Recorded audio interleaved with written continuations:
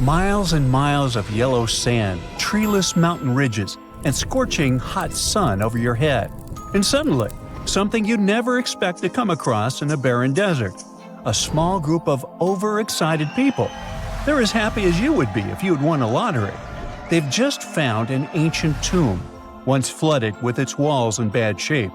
But the stuff they discovered inside proves that this is the burial site of one of Egypt's most mysterious pharaohs.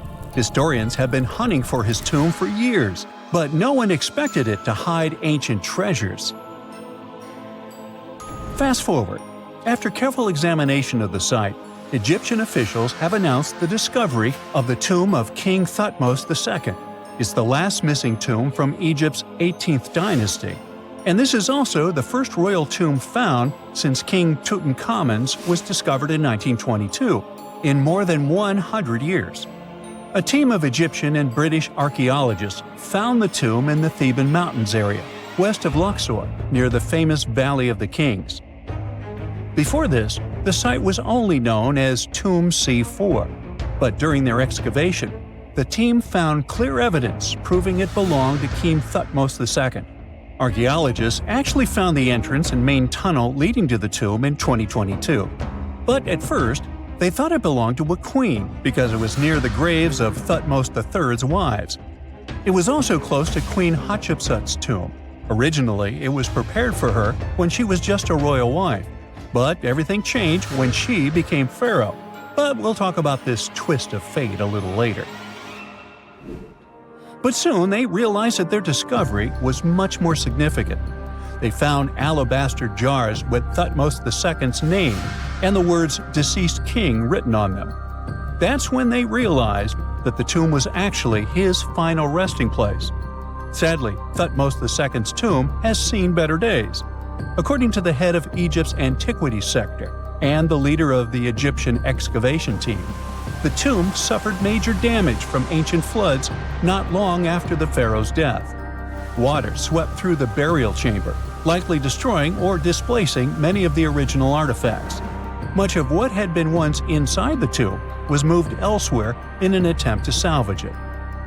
The researchers found out that the tomb had a basic design, with an entrance, a sloping main corridor, and a burial chamber.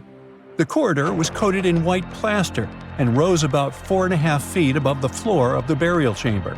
A large staircase and a very large descending corridor of the tomb indicated its grandeur. It took the team a long time to navigate through, though, as the tomb was blocked by flood debris and collapsed ceilings. Only after crawling through a 32-foot passageway with a small 16-inch gap at the top, the worst nightmare for those of us with claustrophobia, were they able to reach the burial chamber. There, they were in for another surprise. They cleared the debris, expecting to find the crushed remains of a burial beneath. But the tomb turned out to be completely empty, and it was not due to robbery. It had been deliberately emptied. The researchers soon realized that the tomb had been flooded since it had been built underneath a waterfall.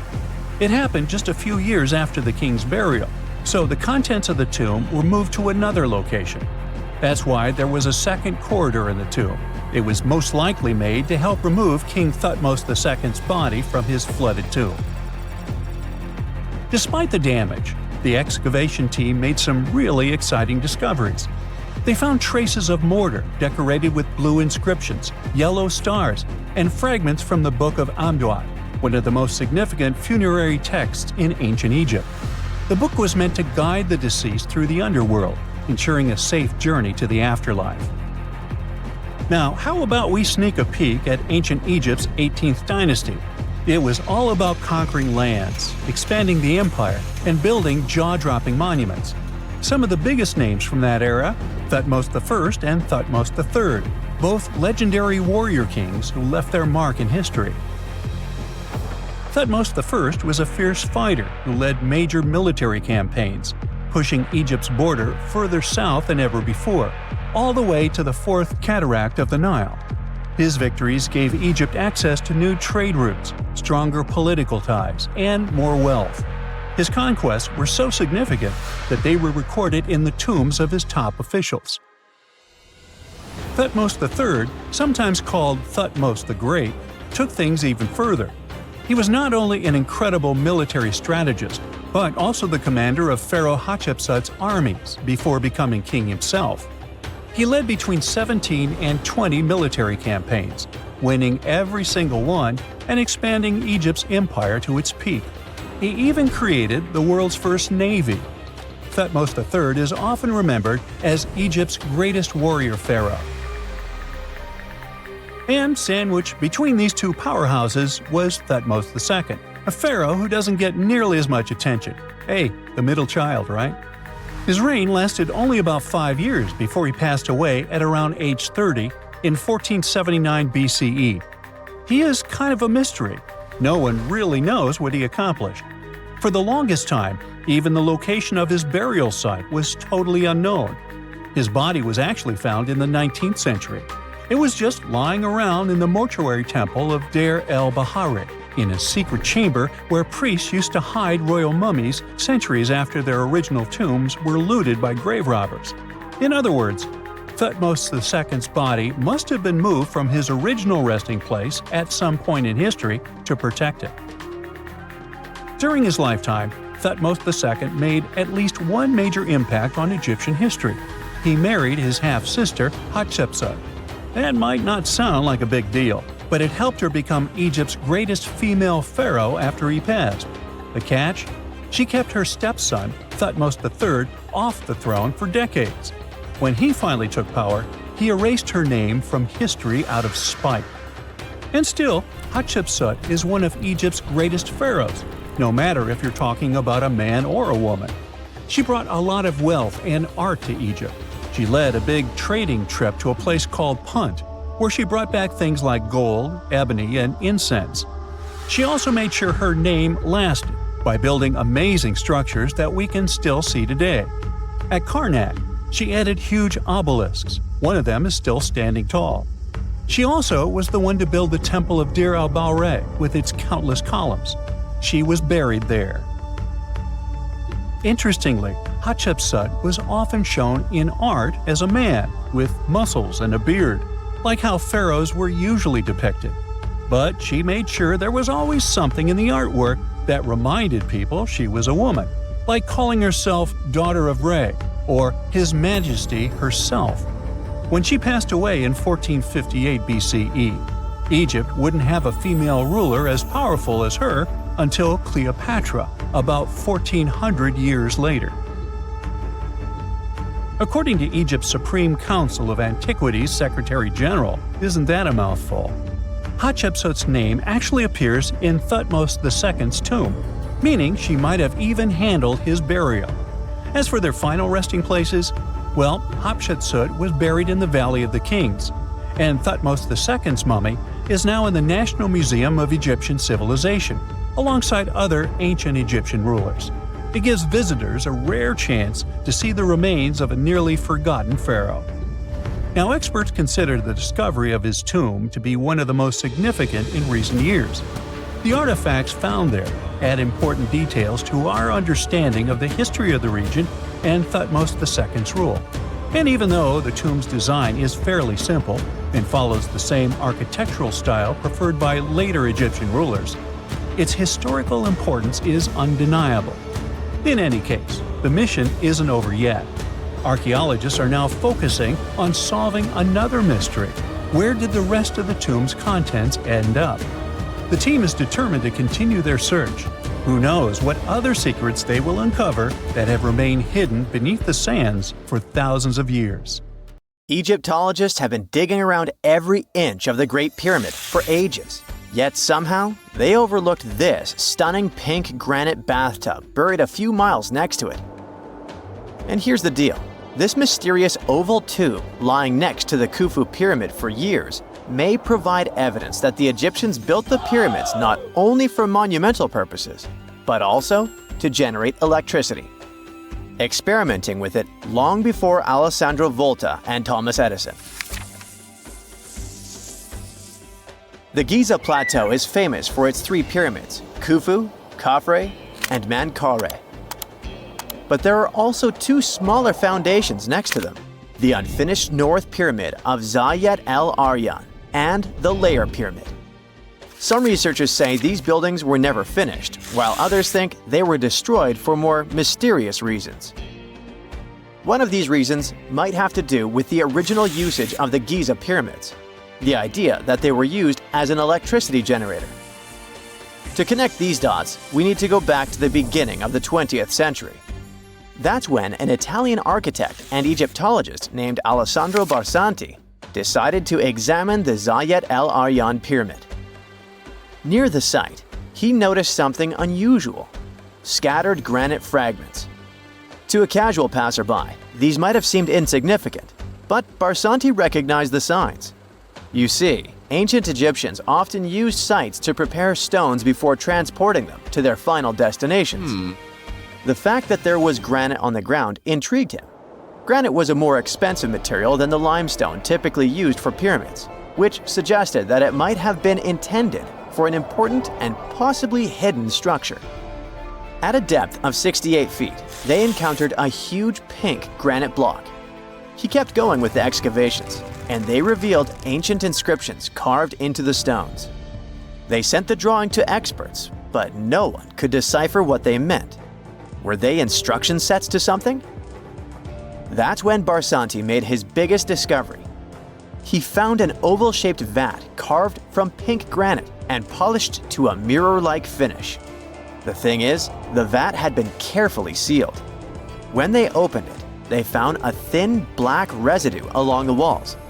I'm thinking something in the lines of a black oily substance. This discovery raised many questions for him. It didn't make sense to him that ancient Egyptians would go above and beyond to seal and protect this strange vat. By 1911, Barsanti had to abandon his effort to figure out what was the deal with that mysterious pit.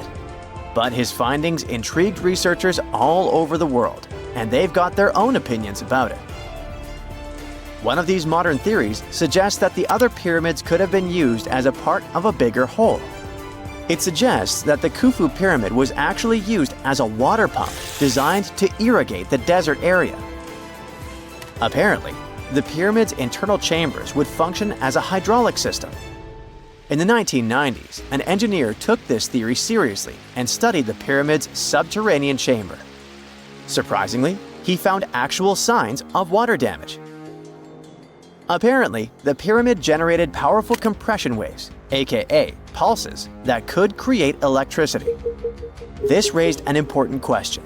Could the ancient Egyptians have used the pyramids as a generator in order to produce electricity? On paper, that was proven to be possible. But hey, agreeing on the original use of the pyramids is probably one of the most difficult things in the world. So, we're still not 100% sure about this. Apart from that, Egypt is a playground for important discoveries regarding humanity's past. I mean, scientists have just discovered what looks like a cosmic command center, similar to that room from the Doctor Strange movies. They discovered an L-shaped astronomical observatory, measuring around 9,000 square feet, dating back to the 6th century BCE. Definitely the first and largest of its kind from that era. The mud brick structure housed tools used for calculating dates related to ancient Egyptian rites, royal coronations, and agricultural plans. This observatory is located in the archaeological site known as the Temple of Pharaoh, just 50 miles east of Alexandria. It's pretty impressive. The structure was designed so that you'd get inside the room through an east-facing entrance. This way, you'd get to see the sunrise. Once inside, you'd find a pretty huge shadow clock, used to tell time by tracking the movement of shadows inside the room. This variant of a sundial clock was nearly 16 feet long. That was quite an exciting discovery. Another interesting one was that scientists and Egyptologists have discovered the first ever pregnant mummy. Now, even if we know quite a lot about mummification processes, we keep making discoveries that open new doors into the lives of ancient Egyptians.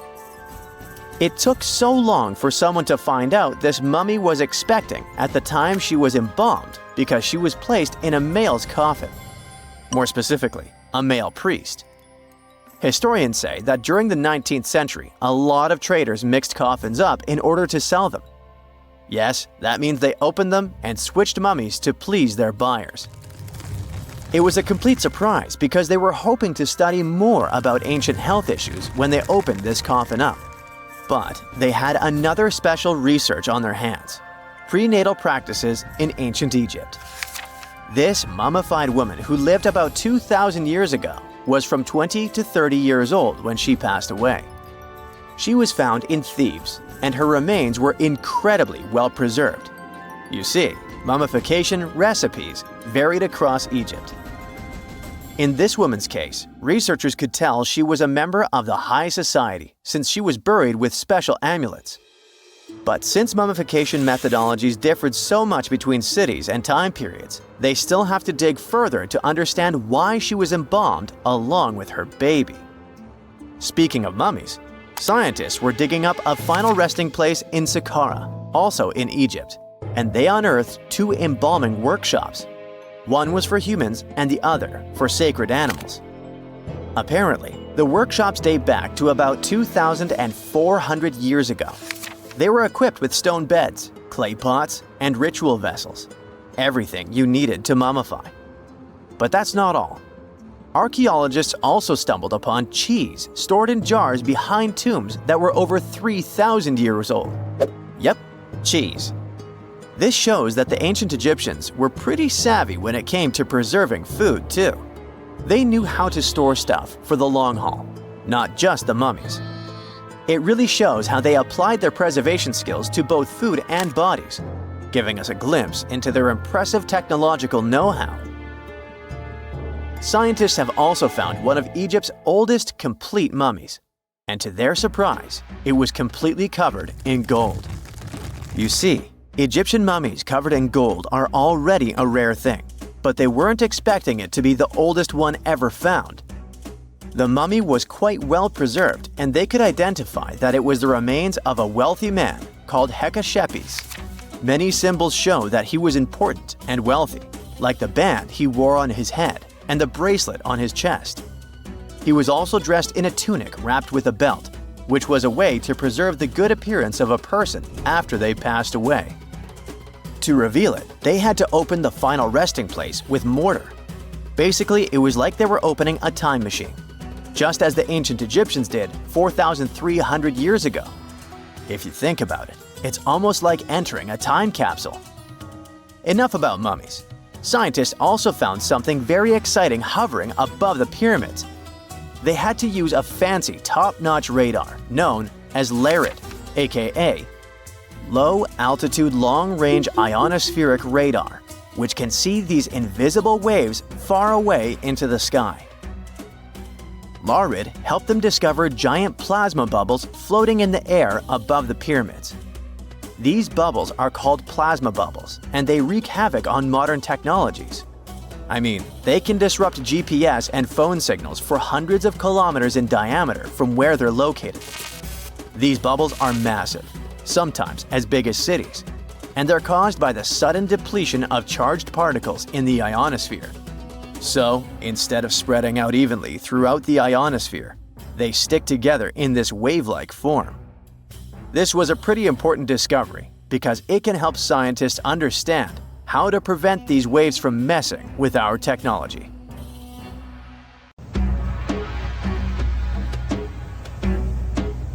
This is not a dune set. This is a very real desert in Niger. Jado was probably built by the nomadic Sao people and is filled with ksars, which are fortified houses made of salt and clay, with giant walls and secret passages. Located deep in the desert, it was once a vital stop for trans-Saharan caravans, but is now a hotspot for smugglers and bandits. The site has been off-limits since 2002 due to its dangers. The origin of the ksars remain a mystery. No archaeological studies have been conducted, leaving many questions unanswered. Even today, shifting sands reveal and conceal parts of these ancient ruins, fueling local speculation about what might still be hidden beneath the desert. Speaking of connective tunnels, scientists were blown away by the discovery of lava tubes in Saudi Arabia.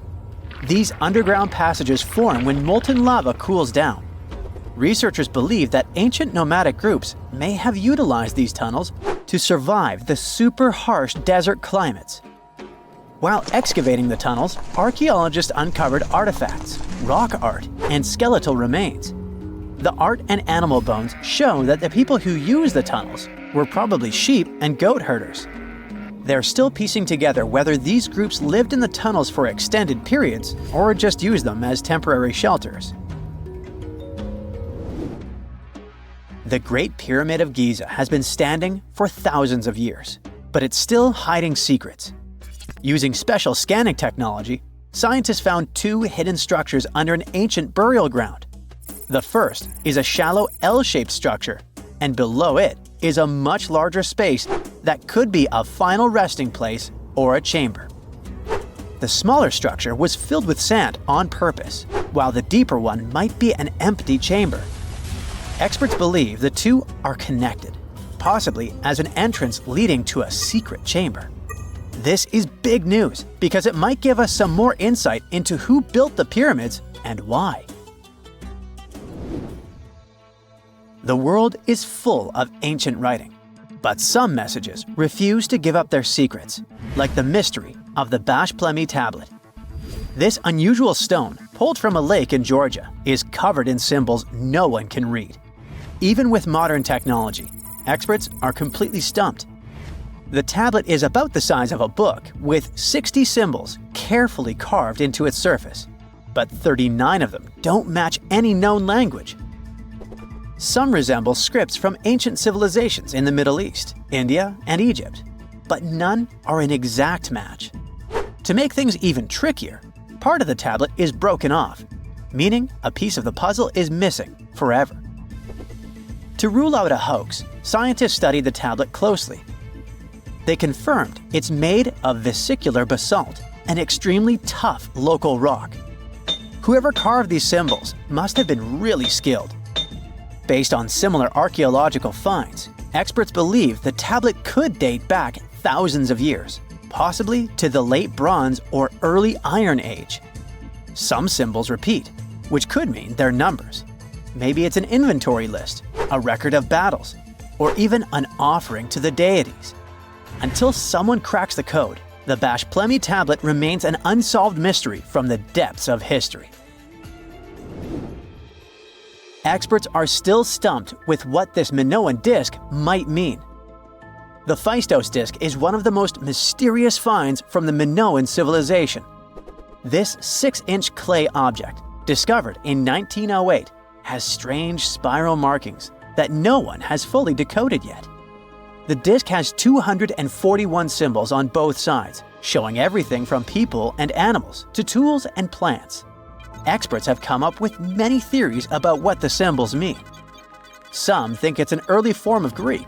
Others suggest it's a prayer or a hymn. And some even believe it could be a letter from a king in Anatolia to a Greek ruler. Let's see who will be the first to figure this out. It's always a fun day at an archaeologist's office when they find something as big as a 2,000-year-old marble head. A French archaeologist mission went digging inside an old medieval house near Alexandria in Egypt and found a statue's head depicting an old, possibly ill man. This statue dates from the last Egyptian dynasty before it became part of the Roman Empire, and the site where it was found is associated with the likes of Cleopatra and Mark Antony. For archaeologists, even the smallest finds at this site means a lot. You've heard of Lucy, right?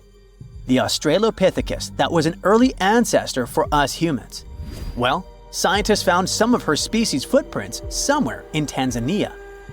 The so-called Laetoli footprints are over 3 million years old. The trail stretched 88 feet and has about 70 footprints, left behind when a bunch of early humans walked across some wet volcanic ash. What's cool is that these early humans were already walking on 2 feet, like us, not all hunched over like apes. The close spacing of the prints shows they probably had short legs and a shorter stride than we do today.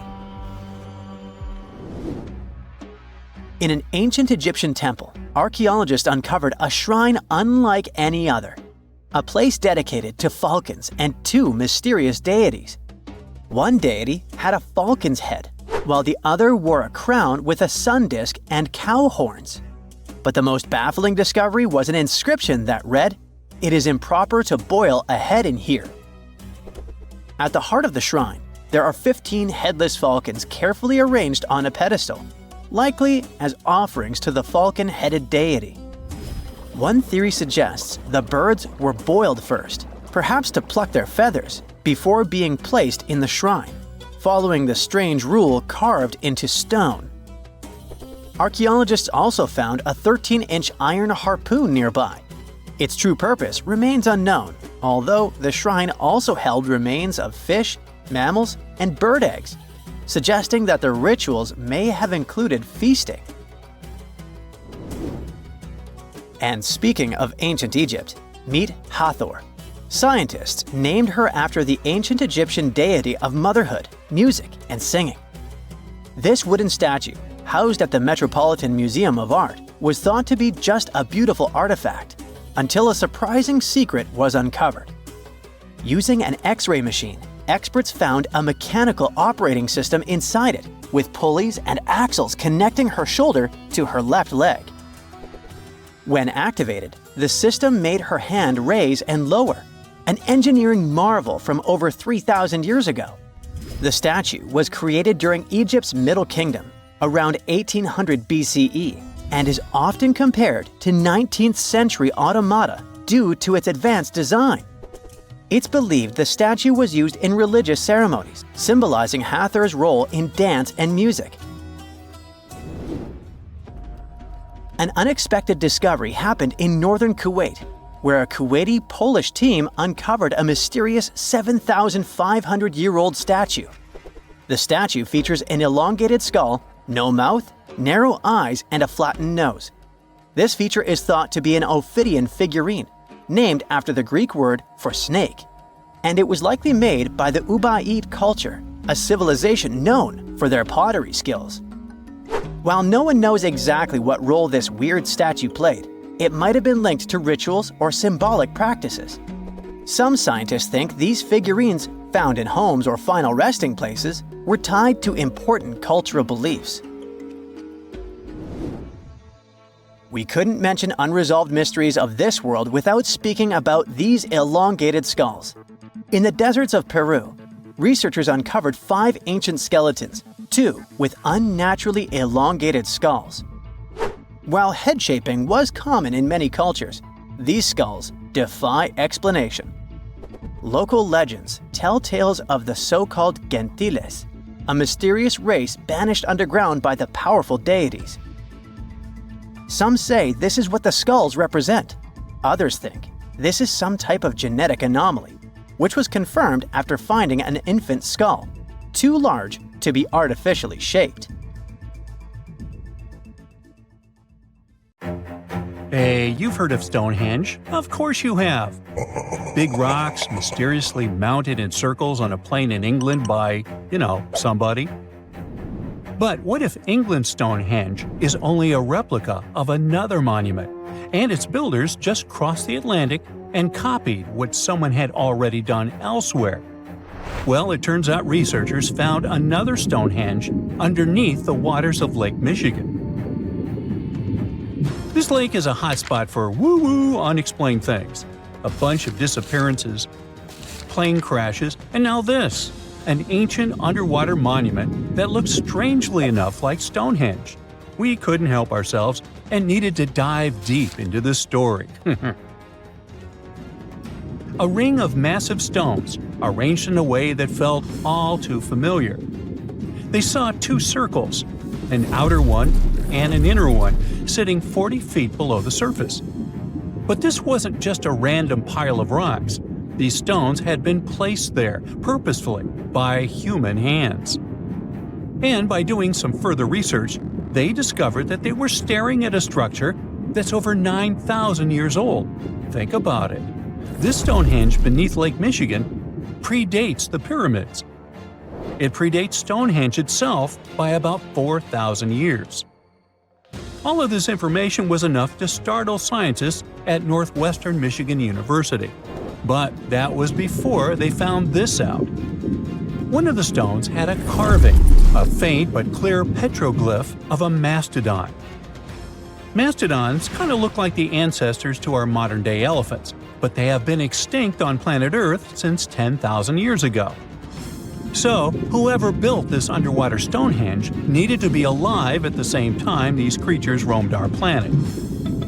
This discovery raised many questions among scientists. I mean, why on earth would they go through all this trouble to lay rocks at the bottom of a lake? Well, first things first. Scientists believe that Lake Michigan had much less water back then than it does now. Second, it could have something to do with ancestral practices of First Nation people. There's one theory from a professor of the University of Michigan. He suggested that the stones formed a kind of prehistoric hunting trap. He believes that early hunters used the circular formation as a drive lane to herd large animals like the mastodons from the rock carvings we were just talking about. Once they got these huge animals into a tighter circle, they could be more easily hunted. But not everyone's convinced by this theory. Some believe the circle probably had a deeper spiritual purpose.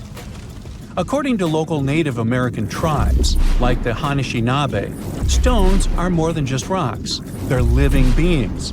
They hold spiritual energy and represent a connection to the earth and all living creatures.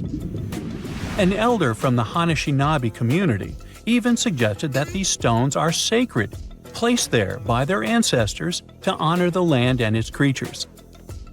Scientists are trying to study the stone formation in depth, like about 40 feet.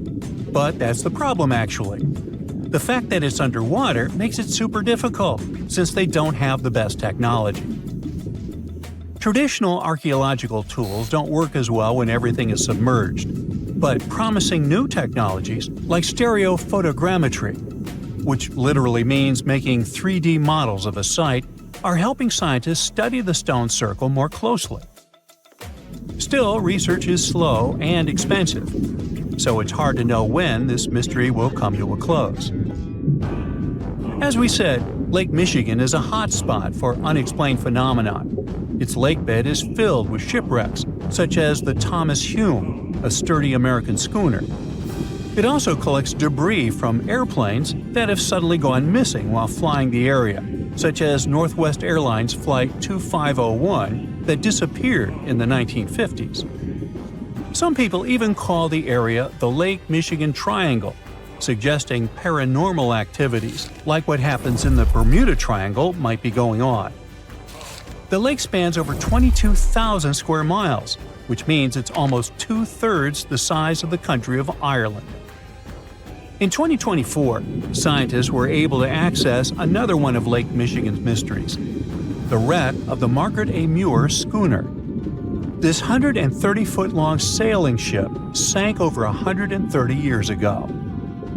The discovery was announced just recently by the Wisconsin Underwater Archaeological Association, the WUAA, whose team found the shipwreck sitting 50 feet below the surface just off the shores of Algoma, Wisconsin. Built in 1872, the Margaret A. Muir was a three-masted schooner built to carry heavy cargo across the Great Lakes. Her final voyage started out as a routine trip. Loaded with bulk salt, the ship left Bay City, Michigan, heading for South Chicago, Illinois. But on September 30th, 1893, things took a bad turn. Just as the Muir approached the town of Annapolis, now known as Algoma, a sudden storm hit. The ship began taking on water fast. The captain of the boat ordered his crew to abandon ship, and thankfully, they all made it to shore safely.